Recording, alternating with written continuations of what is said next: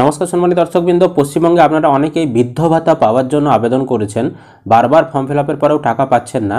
এবার আপনাদের জন্য দুয়ার সরকার ক্যাম্পে বৃদ্ধ ভাতা প্রকল্পে আবেদন করার সঠিক ফর্ম এবং নতুন ফর্ম প্রকাশ হয়েছে, যেই ফর্মে ফিল আপ করলে আপনারা টাকা পাবেন। তো সেই ফর্মটি কোথায় পাবেন, কিভাবে ফর্ম ফিল আপ করবেন, কী কী ডকুমেন্টস লাগবে এবং সঠিকভাবে আবেদন করার পদ্ধতি কি রয়েছে, যেই পদ্ধতিতে আবেদন করলে আপনারা টাকা পাবেন বৃদ্ধ ভাতা প্রকল্পের, সেটাই জানাবো আজকের এই ভিডিওতে। ভিডিও ভালো লাগলে অবশ্যই লাইক করবেন, ইউটিউব থেকে দেখলে চ্যানেলটাকে সাবস্ক্রাইব করবেন, আর যারা ফেসবুক থেকে দেখছেন পেজটি ফলো করতে ভুলবেন না।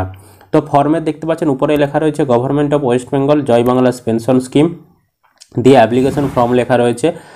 দিয়ে এখানে বলেছে যে কিছু কিছু জায়গায় স্টার মার্ক যেগুলো দেওয়া রয়েছে সেগুলো অবশ্যই ফিল আপ করতে হবে, এবং যেখানে ঠিক চিহ্ন দেওয়ার জায়গা সেখানে ঠিক চিহ্ন দিতে হবে, এবং বড় হাতের ক্যাপিটাল লেটারে ফর্মটাকে ফিল আপ করতে হবে। আর এইখানে দেখুন ডান দিকে রয়েছে কালার পাসপোর্ট মাপের ছবি যেটানোর জায়গা। যে পুরুষ বা যে মহিলাটি আবেদন করছেন তাকে তার যে কালার পাসপোর্ট মাপের ছবি সেটি এখানে চিটিয়ে দিতে হবে। ছেলে মেয়ে উভয়ই আবেদন করতে পারবে বৃদ্ধ ভাতা প্রকল্পে টাকা পাওয়ার জন্য। বৃদ্ধ ভাতা প্রকল্পে আপনাদেরকে কিন্তু 1000 টাকা করে দেওয়া হয়ে থাকে প্রতি মাসে মাসে। এই বৃদ্ধ ভাতা প্রকল্পকে অনেকে বার্ধক্য ভাতাও বলে থাকে। পার্সোনাল ডিটেলসে এবার অ্যাপ্লিক্যান্টের নেম, এখানে যিনি আবেদন করছেন তার নাম লিখতে হবে। ফার্স্ট নেমে তার নামের প্রথম অংশ, মিডিল নেম থাকলে মিডিল নেম দেবেন, আর লাস্ট নেমে তার নামের যে সার নেম, যেটা টাইটেল বলে, পদবি যেটা, সেটা লিখতে হবে। ইংরাজিতে ক্যাপিটাল লেটারে, ব্লক লেটারে, মানে সবগুলোই বড় হাতের দিয়ে ফিল আপ করতে হবে।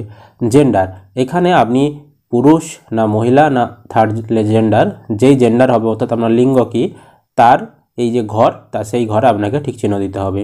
তারপর ডেট অফ বার্থ, আপনার জন্ম তারিখটা কত, এখানে জন্ম তারিখ লিখতে হবে। এখানে ডেট, এখানে মান্থ, এখানে ইয়ার, এই ফরম্যাটে।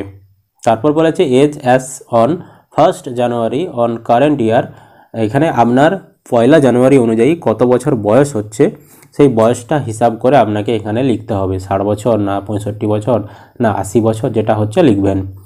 তারপর যিনি আবেদন করছেন তার ফাদার্স নেম মানে বাবার নাম লিখতে হবে। First name, middle name, last নেমের ঘরে ঘরে লিখে দিবেন। মাদার নেমে অর্থাৎ তার মায়ের নাম লিখতে হবে। First name, middle name, last নেমের ঘরে ঘরে তার মায়ের নামটি লিখে দিতে হবে। যিনি আবেদন করছেন তার কাস্ট কি, জেনারেল, এসসি, এসটি না আদার্স। তো জেনারেল কাস্ট আর ওবিসি কাস্ট যদি হয়ে থাকেন সেক্ষেত্রে আপনারা এই ফর্মটা ফিল আপ করবেন। আর এসসি এসটি হলে আপনারা জয় জওহার তপশিলি বন্ধু নামে যে ফর্মটা রয়েছে সেই ফর্মটা ফিল আপ করবেন, কারণ সেই ফর্মটাই ফিল আপ করলে এসসি এসটি যারা তাদের টাকা পাওয়ার সম্ভাবনা বেশি থাকে। আর জেনারেল ওবিসি যারা, তারা এই ফর্মটা ফিল আপ করলে তাদের জন্য এই ফর্মটা মূলত লঞ্চ করা হয়েছে। তো জেনারেল কাস্ট হলে জেনারেলে এই ঘরে ঠিক দেবেন, আর যদি ওবিসি হয়ে থাকেন তাহলে আদার্সে আপনি ঠিক চিহ্ন দিয়ে দিবেন। তারপর বলেছে আপনি বিবাহিত না অবিবাহিত। তো এখানে ম্যারিটাল স্ট্যাটাসে আনম্যারিড, অবিবাহিত হলে এই চেকবক্সে ঠিক দেবেন। বিয়ে হয়ে গেলে যদি হয়ে থাকে ম্যারিড, এই ঘরে ঠিক চিহ্ন দেবেন। আর যদি উইডো মানে হচ্ছে বিধবা যারা, তাদের ক্ষেত্রে এটাতে ঠিক দিতে হবে। আর ছেলেদের ক্ষেত্রে যাদের স্ত্রী মারা গেছে তাদের ক্ষেত্রে উইডো আর এই অপশানটাই ঠিক দিতে হবে। আর সেপারেটেড মানে আপনারা বিয়ে হয়ে গেছে কিন্তু আপনারা বিচ্ছিন্ন এখন, তো সেক্ষেত্রে এখানে ঠিক দিতে হবে। তারপর যাদের বিয়ে হয়ে গেছে তাদের ক্ষেত্রে যদি স্বামীরা আবেদন করে তার স্ত্রীর নাম first name, middle name, last নেমের ঘরে দিতে হবে। আর স্ত্রী যদি আবেদন করে অর্থাৎ মেয়েরা যদি আবেদন করে তার স্বামীর নাম, যদি বিয়ে হয়ে গিয়ে থাকে তাহলে first name, middle name, last নেমের ঘরে লিখতে হবে। যদি বিয়ে হয়ে গিয়ে থাকে তবেই লিখতে হবে, নইলে লেখার দরকার নেই। এবার মান্থলি ফ্যামিলি ইনকাম, আপনার মাসে কত টাকা ইনকাম হয় সেটা এখানে লিখতে হবে। তারপর যিনি আবেদন করছেন তার আধার কার্ডের নাম্বার এই ঘরের ভেতরে ভেতরে লিখে দিতে হবে, আর ভোটার কার্ডের নাম্বার নিচের ঘরটির ভেতরে ভেতরে লিখে দিতে হবে। কন্ট্যাক্ট ডিটেলস, যিনি আবেদন করছেন তার স্টেট ওয়েস্ট বেঙ্গল লেখাই রয়েছে। অ্যাসেম্বলি কনস্টিটিউয়েন্সি জানা থাকলে লিখবেন, না জানা থাকলে লেখার দরকার নেই। আপনার ভোটার কার্ডে লেখা রয়েছে দেখবেন, সেখান থেকে দেখে লিখতে পারেন। এখানে স্টার চিহ্ন দেওয়া নেই মানে এটা আপনি না লিখলেও কোনো সমস্যা নেই। তারপর ডিস্ট্রিক্ট, এখানে আপনার জেলার নাম লিখতে হবে। পুলিশ স্টেশন, আপনার পুলিশ স্টেশনের নাম লিখতে হবে। আপনার ব্লক বা মিউনিসিপ্যালিটি বা কর্পোরেশন যে কোনো একটা নাম এখানে লিখে দিতে হবে। তারপর এখানে গ্রাম পঞ্চায়েতের নাম বা ওয়ার্ড নম্বর যে কোনো একটা এই ঘরে লিখে দিবেন। আপনার গ্রাম বা শহর বা সিটি যে কোনো একটা নাম লিখে দিবেন। এখানে আপনার হাউস নম্বর বা প্রিমাইস নম্বর জানা থাকলে লিখবেন, না জানা থাকলে লেখার দরকার নেই। স্ট্রিট নেম জানা থাকলে লিখবেন, না জানা থাকলে লেখার দরকার নেই, কারণ এগুলো স্টার চিহ্ন দেওয়া নেই। পোস্ট অফিস, আপনার পোস্ট অফিসের নামটা এখানে লিখবেন। পিনকোড, আপনার পিনকোডটি এখানে দিয়ে দিবেন। তারপর বলেছে number of years dwelling in West Bengal, আপনি পশ্চিমবঙ্গে কতদিন ধরে বসবাস করছেন সেই সালটা এখানে লিখবেন। যদি পার্টিকুলার একদম পারফেক্ট না লিখতে পারেন, আনুমানিক একটা লিখে দিবেন। মোবাইল নাম্বার, আপনার মোবাইল নাম্বারটা এই ঘরের ভিতরে লিখতে হবে। ইমেল আইডি জানা থাকলে লিখবেন, না জানা থাকলে লেখার দরকার নেই। এবার ব্যাঙ্ক অ্যাকাউন্ট নম্বর, যেই ব্যাঙ্কে আপনি টাকা পাবেন সেই ব্যাঙ্কের তথ্য দিতে হবে। ব্যাঙ্কের নাম, এখানে আপনার ব্যাঙ্কের নাম দেবেন, কোন ব্যাঙ্কে আপনার অ্যাকাউন্ট রয়েছে। তারপর আপনার ব্রাঞ্চ নেম, কোন ব্রাঞ্চে আপনার অ্যাকাউন্ট রয়েছে সেই ব্রাঞ্চের নামটা লিখবেন। ব্যাঙ্কের অ্যাকাউন্ট নম্বর এখানে লিখবেন, আইএফএসসি কোড এখানে লিখবেন। তো এই তথ্যগুলো আপনার ব্যাঙ্কের পাসবইয়ে দেখবেন লেখা রয়েছে, সেখান থেকে দেখে দেখে লিখে দিবেন। এবার এই ফর্মের সঙ্গে আপনি যে কাগজপত্রগুলো দিবেন তার ডান দিকে এখানে দেখবেন বক্স রয়েছে, ঠিক চিহ্ন দিতে হবে। তো আমি কালার পাসপোর্ট মাপের ছবি চিটাচ্ছি 1 নম্বর ঘরে, তাই এখানে ঠিক চিহ্ন দেবো। আধার কার্ডের জেরক্স কপি দেবো, 2 নম্বরে ঠিক দেবো। ভোটার কার্ডের জেরক্স কপি দেবো, 3 নম্বরে ঠিক দেবো। যারা কাস্ট সার্টিফিকেট অর্থাৎ SC ST যারা, তাদের ক্ষেত্রে 4 নম্বরে ঠিক দিতে হবে। তারপর রেসিডেন্টাল সার্টিফিকেট সেলফ ডিক্লারেশন, তো রেসিডেন্টাল সার্টিফিকেট মানে পঞ্চায়েতের প্রধানের কাছ থেকে আপনাকে নিতে হবে, যদি আপনি ওটা দেন তাহলে এখানে ঠিক চিহ্ন দেবেন। ইনকাম সার্টিফিকেট পঞ্চায়েতের কাছ থেকে নিতে হবে, আর পৌরসভার ক্ষেত্রে আপনার পৌরসভা থেকে নিতে হবে। তো যদি আপনি ইনকাম সার্টিফিকেট নেন তাহলে এখানে ঠিক চিহ্ন দিতে হবে। আর ব্যাংকের পাসবইয়ের প্রথম পাতার জেরক্স সবাইকে তো দিতেই হচ্ছে, এখানে ঠিক চিহ্ন দিতে হবে। আর আদার্স আরও কোনো যদি আপনি রেশন কার্ড বা অন্যান্য কাগজপত্র দিতে চান তাহলে এই ঘরে উল্লেখ করে এখানে ঠিক চিহ্ন দেবেন। তবে যেগুলো স্টার চিহ্ন দেওয়া রয়েছে সেই ডকুমেন্টসগুলো আপনাদেরকে অবশ্যই দিতে হবে এবং ঠিক চিহ্নও দিতে হবে। এবার সেলফ ডিক্লারেশন, সেলফ ডিক্লারেশনে বলেছে I give consent to the use of the Aadhaar number for authentication my identity for social security pension. তো এই যে প্রকল্প, এই প্রকল্পে আপনি আপনার আধার নাম্বারটা ব্যবহার করতে সম্মতি দিচ্ছেন।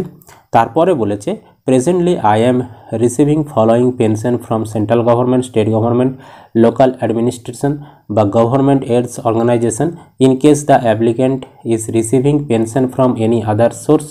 এখানে চেক অ্যাপ্রোপ্রিয়েট বক্স বলতে চাইছে যে আপনি যদি কোনো সরকারি বা বেসরকারি বা রাজ্য বা কেন্দ্র সরকারের কোনো প্রকল্পের ভাতা পেয়ে থাকেন, ভাতা প্রকল্পের কোনো টাকা পেয়ে থাকেন, তাহলে কোন ভাতা প্রকল্পের টাকা পান এখানে উল্লেখ করুন। তো যদি আপনি এখানে কোনো ভাতা প্রকল্পের টাকা পান উল্লেখ করেন তাহলে কিন্তু এই বৃদ্ধ ভাতার টাকা বা বার্ধক্য ভাতার টাকা আপনি পাবেন না, তাই এখানে আপনি ঠিক চিহ্ন দেবেন না। আর যদি আপনি সত্যি সত্যিই কোনো ভাতা পেয়ে থাকেন তাহলে ঠিক চিহ্ন দেবেন, নইলে এখানে ঠিক চিহ্ন দিলে কিন্তু আপনি ভাতা আর বৃদ্ধ ভাতার টাকাটা পাবেন না, মনে রাখবেন। তারপর বলেছে সিগনেচার অফ দ্য অ্যাপ্লিক্যান্ট, যিনি আবেদন করছেন তাকে একটা সই করতে হবে, সই করতে না পারলে টিপছাপ দেবে। আর যেদিনে এই ফর্মটা জমা করবেন সেই দিনের তারিখটা বসিয়ে দিবেন। দিয়ে অ্যাকনোলেজমেন্ট রয়েছে, অ্যাকনোলেজমেন্ট কপিটা আপনাকে ফিল আপ করতে হবে না, অফিসাররা বা যেখানে আপনি জমা দেবেন তারা ফিল আপ করে বাকি এই স্লিপটা কেটে আপনাকে দিয়ে দেবে। এটা গেল ফর্মের একটা অংশ। আরেকটা অংশ এখানে ফর অফিস ইউজ অনলি রয়েছে, এখানেও আপনাকে কোনো কিছু ফিল আপ করতে হবে না। এবার দেখুন এখানে আরেকটা রয়েছে যে ডেটটা আরে বসানো, এখানেও কোনো কিছু ফিল আপ করতে হবে না, অফিসের স্টাফরা এগুলো ফিল আপ করবে। দেন আরেকটা দেখতে পাচ্ছেন এখানে আধার প্রমাণীকরণের জন্য সম্মতিপত্র রয়েছে, এটাও আপনাকে ফিল আপ করতে হবে। তো আমি আধার নম্বর, আমার আধার নাম্বার দিতে হবে, দিয়ে এখানে ডিটেলস বলা রয়েছে যে আপনার আধার নাম্বার, নাম, আঙুলের ছাপ, আইরিস ইত্যাদির আপনি ব্যবহার করতে সম্মতি দিচ্ছেন। নারী শিশু বিকাশ এবং সমাজ কল্যাণ বিভাগ পশ্চিমবঙ্গ সরকার আমাকে বলেছে যে শুধুমাত্র বার্ধক্য ভাতা, জয় বাংলা পেনশন প্রকল্পের ডাটাবেস প্রমাণীকরণের উদ্দেশ্যে আমার পরিচয়পত্র ব্যবহার করা হবে। এবং আরও বলেছেন যে আমার বায়োমেট্রিক সংরক্ষণ করা হবে না, কাউকে দেওয়া হবে না, শুধুমাত্র প্রমাণীকরণের উদ্দেশ্যে CIDR এ জমা দেওয়া হবে। আধার নম্বর ধারকের স্বাক্ষর এবং আমার সম্মতি আছে। তো এই জায়গাটাই আপনাকে সই করতে হবে যিনি আবেদন করছেন, বা সই করতে না পারলে টিপছাপ দেবেন। আর আবেদনকারীর নাম, আপনার নামটা এখানে যেমন নাম, পুরো নামটা এখানে লিখে দিবেন। তো আপনার ফর্ম ফিল আপ কিন্তু রেডি হয়ে গেল, ঠিক আছে, এতদূর পর্যন্তই ফর্ম ফিল আপ রেডি। এবার এই ফর্মের সঙ্গে আপনাকে কী কী কাগজ দিতে হবে আপনাদেরকে আগেই বললাম, ভোটার কার্ডের জেরক্স, আধার কার্ডের জেরক্স, ব্যাঙ্ক অ্যাকাউন্টের জেরক্স, এবং আপনার যদি এবং পঞ্চায়েত প্রধানের কাছে যদি ইনকাম সার্টিফিকেট নিতে পারেন ইনকাম সার্টিফিকেটের জেরক্স, এবং স্থায়ী বাসিন্দা সার্টিফিকেট যদি নিতে পারেন তার জেরক্স আপনাকে জমা দিতে হবে। আর যদি আপনি SC ST caste certificate holder হয়ে থাকেন তাহলে সেই কাস্ট সার্টিফিকেটের জেরক্স আপনাদেরকে জমা দিতে হবে, তাহলে এই ফর্ম ফিল আপ রেডি। আর এই ফর্মটি ফিল আপ করে ওই কাগজপত্রগুলো অ্যাটাচ করে আপনারা দুয়ারে সরকার ক্যাম্পে এই ফর্মটি জমা করতে পারেন। দুয়ারে সরকার ক্যাম্প শেষ হয়ে গেলে আপনারা পঞ্চায়েতে BDO অফিসেও জমা করতে পারেন। আর আরেকটা বিষয়, এই ফর্মটা কোথায় পাবেন, এই ফর্মটা দুয়ারে সরকার ক্যাম্প থেকে দেওয়া হচ্ছে, ফ্রি অফ কস্ট আপনারা দুয়ার সরকার ক্যাম্প থেকে পেয়ে যাবেন। আর এই ফর্মগুলো জেরক্স করে ফিল আপ করে জমা দেবেন না, অবশ্যই কিন্তু দুয়ার সরকার ক্যাম্প থেকেই আপনারা ফর্ম নেবেন, কারণ অনেক সময় তারা রেজিস্ট্রেশন নাম্বার আর অনেক কিছু বসায়, তো সেক্ষেত্রে সমস্যা আপনাদের হবে যদি জেরক্স ফর্ম জমা দেন। তো অবশ্যই চেষ্টা করবেন ক্যাম্প থেকে ফর্ম নিয়ে আপনারা জমা করার। তো জমা করার পর ভেরিফিকেশন করার পর অ্যাপ্রুভেল হয়ে গেলে আপনারা কিন্তু পরবর্তী সময়ে সরকার যদি টাকা ছাড়ে আপনারা ব্যাংকে টাকা পেয়ে যাবেন। আশা করি আপনারা বিষয়টা বুঝতে পেরেছেন। যদি ভিডিও ভালো লেগে থাকে অবশ্যই লাইক করবেন, ইউটিউব থেকে দেখলে চ্যানেলটা সাবস্ক্রাইব, আর যারা ফেসবুক থেকে দেখছেন পেজটি ফলো করতে ভুলবেন না।